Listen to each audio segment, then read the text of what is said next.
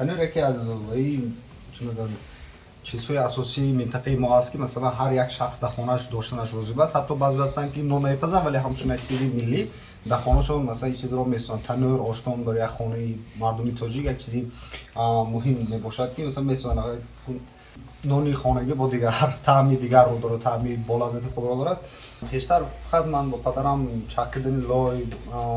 برای تیار کردن خاک یاردم میدم ولی 2-3 سال میشود که تنور هم میسازم.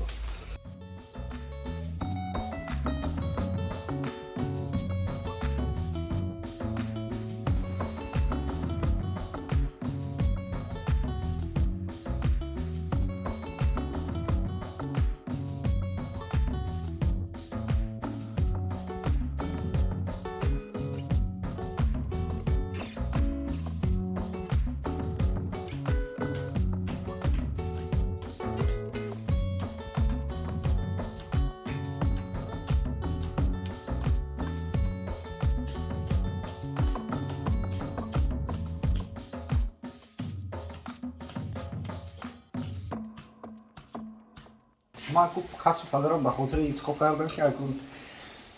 ما رئیس خودم نه هیچ کس ما فرموده مثلا برید به یک اتاق به یک کارخانه میشینید به سر شما یک رئیس هست مثلا یک کسی هست که به شما پول میده اینجا خودتون به طرز آزاد کار میکنید. من که وقت خواهم میخیزم که وقت خواهم کار میکنم خدا به شکر.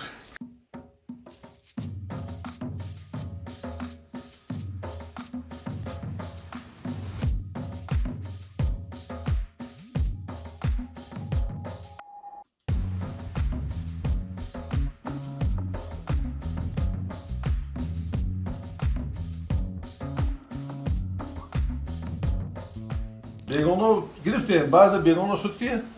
سرش نقض میگه من میگم نقض چطور بزم مثلا